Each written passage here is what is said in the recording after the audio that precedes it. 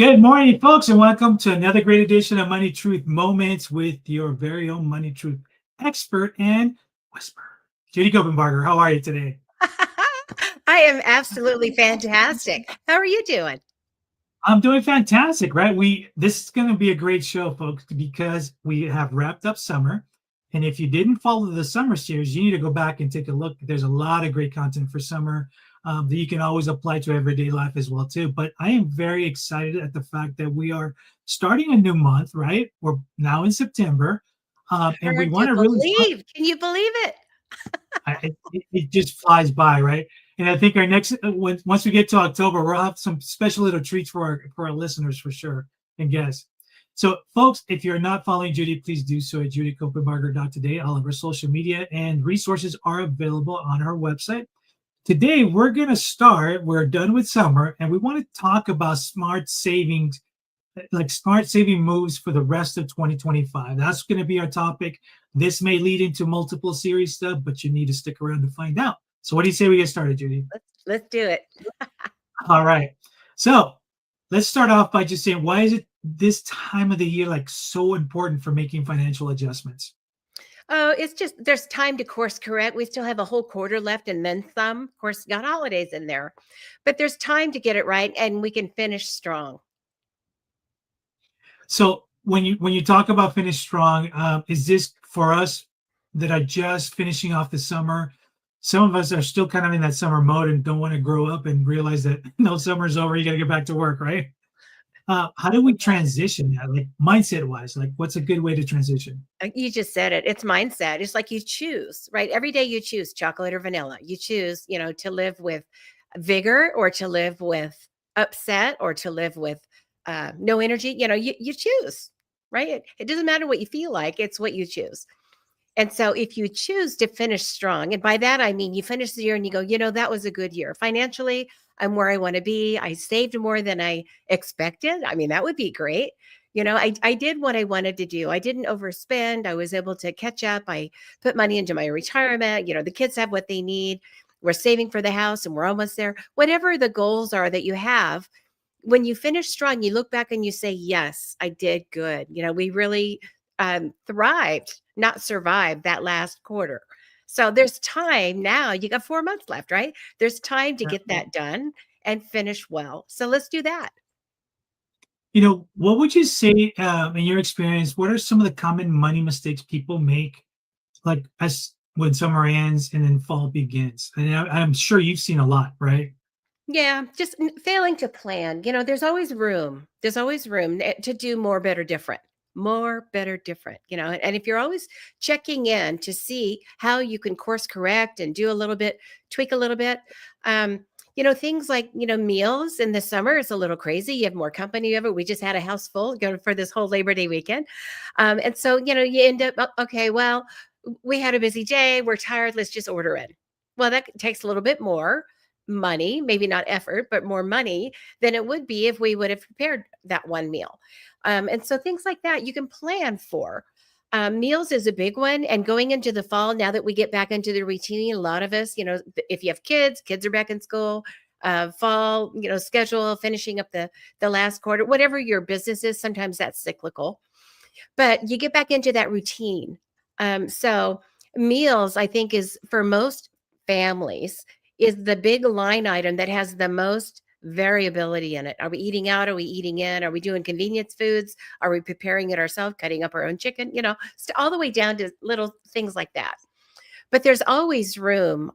Besides meals, there's several categories that, boy, I would spend time in those areas, to find ways to cut costs if that's your goal. And you want to really finish well and take those expenses out of the expense item and put them into the savings item before the end of the year, especially with holidays, right? Wouldn't it be cool to go into the holidays with a bunch of cash that you saved and you're ready and then Right. you have to whip out the credit cards?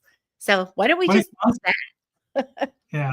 No, and you're absolutely right. And then you kind of answer my next question, which is I'm actually gonna ask you about, how to start thinking differently, right? To at saving money for the rest of the year. And that sometimes it's a lot easier said than done because like we just said, summer's over, party's over, but here's reality.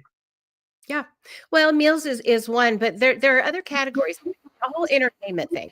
We're bowling, we're golfing, we're out doing this, we're doing all these things. Just think about, how we can, if we need to belt tighten and we want to really save and take money out of the line item of expenses and put it into savings, what can we do in the next few months that would just cut down on the entertainment part? And entertain ourselves, right? Get creative about that.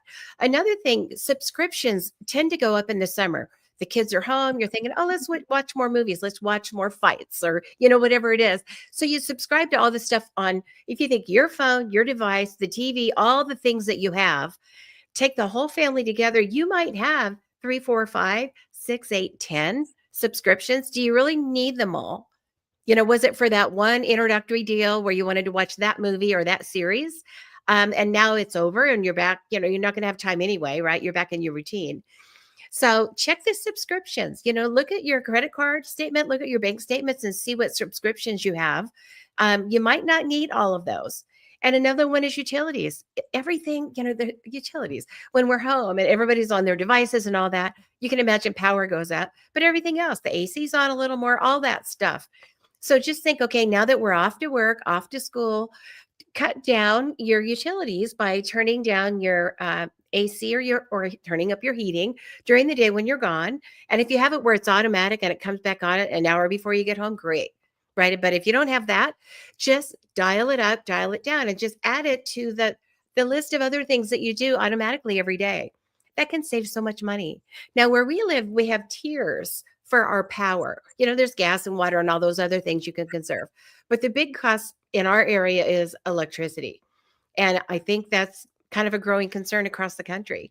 And here our tiers say if you use your power in the morning, midnight to 10 in the morning, it costs very, very little. Or well, it's not very little, but it's less. And then 10 to 4, it costs a little bit more. It's like a band of a little bit more. Then it goes 6 times more for the evening hours when everybody's home after school, after work, everybody's home using their stuff till about midnight again. And why not do the big things, charging the car, if you charge your car on power, laundry, the things that take a lot of extra power, why not do those things earlier in the day when it's a fraction of the cost? And if you don't pay attention to all that stuff, you wouldn't know, but it might be an easy way to save a bunch of money. And if it's just $50, $100, maybe a few $100s in our case, a month, that adds up by Christmas time. If you do that all year long, that pretty much pays for all the stuff under the tree, right? Right. By cutting that little 5 to 10% every day and being smart about your use. So little things like that you can do makes a really big difference on the other end. So you mentioned the holidays, and that's actually a great segue to the question I was going to ask you was, what role does preparing early for holiday expenses play in the overall financial plan or It just financial health? Yeah, that's a great question. It spreads it out. It eases the pain. If savings is hard for you or it's a struggle or it's painful or feels like sacrifice, I don't think it is. I think it's repositioning. But if it feels hard, it's like, oh, I have so many other items tugging on this money, other places, and it's hard to hang on to it. Just spread it out over the year. So every time you get a paycheck, tuck a little bit away, $20, $50, tuck it away, spread it out over the year. It makes a big difference. And you still have time. We have weeks and weeks before the holidays. So you still have time to do that. And then you just start in January for next year. And imagine what that would be like if you'd done it this last year, right? So it's never too late to start, makes a big difference. So one of the things that I want to remind folks is you've always talked about buckets, right? So I want you to maybe just touch a little bit on that and maybe apply that for the holidays as well too, because I think what you're saying is phenomenal way of doing this. Yeah. So, well, there's different kind of buckets. There's long-term buckets, saving for retirement. And it's like some for now, some for soon, and some for later. I think are the 3 big buckets if you just generalize everything. The money you need for now, and there's needs, wants, and wishes, but you need it, right? We got to pay the mortgage this month. We've got to pay, to put gas in the car. We've got to pay for groceries and the things we need, insurance premiums, we've got to pay for that right now. And then there are things that we need soon. Right now, I would say the holiday expenditures, we know they're going to be there and they're coming up pretty soon, right? A few months away is pretty soon. And so we want to have some money every time we get an allocation, we get a paycheck, we get money that comes in the beginning of the month or whenever you get paid. When it comes in, part of it goes toward the soon things. That's your short-term goals. And then part of it goes like it never happened. It goes to long-term savings. That's for later. Now, soon, and later. And if every time you have a little extra money, and every paycheck there should be some, right? If unless you're digging out, we could talk about that. But you have this extra money, where does it go? Oh, I've got $500. Let's just go party, right? Well, you could do that, or you could say, why don't we spend 100 of it now and do whatever we want? That's for now. We're just going to have, have a nice evening out or whatever. And then what if 200 goes to short term? Put that in your Christmas fund or your holiday fund.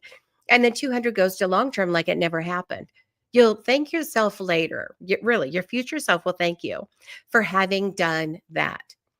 And most people, when I see them come through my practice, the ones that have done really well and they're joining the country club and they join the cruise of the month club and they're doing all these great things, and it's like they always have money to help their family and take these trips and take care of causes that they care about, charitable things. They did it not because they inherited bazillions. Once in a while people get lucky, they get to do that, right? I didn't choose my family well for that, right? We chose for love, not for inheritance. But we're able to do our own, which is great. But the people that do really well and have that lifestyle and that ability to have extra money have that because they did this now, soon, later, or some version of that. They always saved for later. And now later has come because time happens, right? When Mhm. later shows up, you have that money. Like Mr. Money's been out there working for you. And it's the people that did the little bit, the teachers and the police officers and the firemen, the ones that never made like millions during their lifetime, having their own businesses and doing all that. But they put that little bit away and now their future is handled and they've got the money. So you can do it too. Folks, and thank you for joining us. If you're just recently joined us, please make sure that you are watching the rest of some of our summer series as well too. If you're not following Judy, please do so at judycopenbarger.today. So make sure that if you also have any questions, let us know, and we would love to address it as well too. We are talking about the rest of 2025 and what does that look like savings. We went through a fantastic summer with a lot of great tips and wisdom, but this is what it comes down to the wire, right? This is where you have to get back to reality. Holidays are coming up, so if you're not prepared, you need to, and also make sure that you watch the beginning of the show if you're just joining us now. What would you say what are some of the overlooked savings opportunities, right, that people should take advantage of before the year ends? Well, if you have your own business and you don't already have a SEP, SEP, IRA, that's a simplified employee pension, or a 401k in your own business, consider setting one of those up and put money in that is deferred growth. You don't have to pay the taxes right now, you pay it later. That can really do a great job for saving for later if you have your own business and the ability to do that. If not, look into your employer programs. They might have a 401k or a 403b or some kind of a retirement plan, but they also might have life insurance, health insurance, HSA, the health savings account program. That's where all of your band-aids, all of your co-payments, all of your medical related stuff, dentist, chiropractic, all of that, you're going to pay, but it's going to be without having to pay tax on the money first, right? Using an HSA. So that's a great program. And a lot of companies have them. Even if you have an employer, but they don't have the program, you can do them on your own now, which is great. So look into educational assistance if you're going to take a class or if you're already in school. See if the employer will help you either reimburse you or help you pay for those classes or those courses. Gym memberships, if you're already a part of a gym and your employer has a program to reimburse you or cover that, look into that, right? If you don't ask, they're probably not going to tell you. Technology discounts. Sometimes they're like, hey, we have a whole library of iPads back here. Anybody that wants an iPad or some kind of a computer device to use or subscriptions, we've got help for that. There's access to these things with the employer. So look into that. Become friends. Get to know your HR person, your payroll people, and find out what resources might be there to not only benefit you, but maybe save money that you're already spending on benefits that are provided. You just didn't know.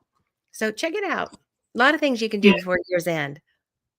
absolutely. And I think to add to your point on there, I think that sometimes we don't I mean, we tend to forget that there are discounts out there. If you're in education, if you're a teacher, if you're a student, you don't have to buy the latest and greatest. Kind of like, I think it goes hand in hand with cars, right? So the older it is, a little bit like a year old, you're going to get it at a better discount. Most people just want the latest and greatest. But if you look at, what's under the hood, it's not a whole lot of difference, but you're paying that extra $1,000 or whatever it is that you're at. So that's an extra bonus tip for you guys, for sure. Absolutely. From the tech guy. Absolutely. Yeah. So, Yeah, so many opportunities. You just gotta, you gotta ask. You gotta ask. absolutely. So we're getting close to the end of the show, but I want to ask you, what is the best way to reset or adjust our spending plan mid-year? I think you just calendar it. It's kind of like the Nike thing, just do it. And if you calendar it, you can calendar it right now, so the goal is by the end of September, by October 1st, we're going to have this plan in place for Q4, for the last quarter this year of what we're going to spend, what we're going to save, what our goals are. Right. And maybe it's having that pile of cash for the holidays where you just, go to the cookie jar instead of going to the credit cards for a lot of those things. It'll give you a good head start. But I would say it's just calendaring it, and then while you're at it, go ahead and calendar maybe, by January 31st, have another check-in, financial check-in, and just get clear about your goals and what you wanna save, and when the money comes in, what we're gonna do. A lot of people plan their tax returns around tax returns, right? They expect money to come back, they want that refund. If you expect that in the spring, what's the plan for that? Are you gonna buy a new car? Is it gonna go to, the kids' summer camp? What's it gonna be for? Or is it just gonna be money showed up, let's just blow it?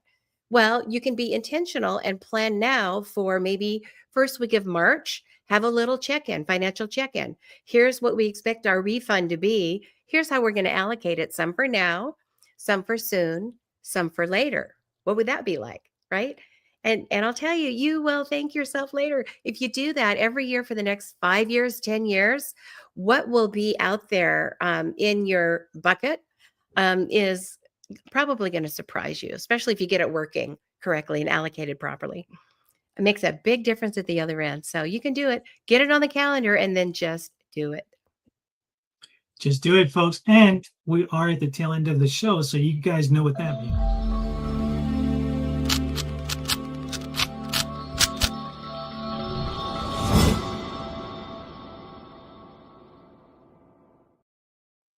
It's our Money Truth Challenge. And what do you got for us today? Okay, this is your plan. Before Sunday at 5 o'clock, come up with a list of 2 things, pencil and paper. One is a list of 3 things that you can do to cut your expenses between now and the end of the year. The other side of the page is 3 things you can do to save that for your future self, right? What am I going to do with it? The intentional part. I'm going to do something about, the holidays this year. I'm going to do something about the holidays next year. I'm going to plan for next summer vacation because we just are paying that one off, right? I'm going to plan for beginning of school next year. What am I going to do about the future goals now, soon, and later for the extra money that I'm saving with these expenses that I've cut out or pared down? And 10% is your goal. You don't have to cut all the expenses out. But if you can find 10% in several line items, that's a lot of cash. That's your challenge. All right, folks, you're the challenge. If you have any questions, you would like extra help, please let us know. Send us a message and we'd love to address it. Remember, we are here every Tuesday morning at 8 a.m. with the replay on Thursdays at 8 p.m. And if you're not following Judy, please do so. JudyCopenbarger.today. Like I said, there's a wealth of resources on our website. Please make sure that you visit it, follow her on social media, share the stream with your friends. Judy, any last parting words? Oh, make it a great week. Enjoy the rest of the year. It's just so exciting. I love this time of year. Have a good one. All right. Take care, guys. Until next week.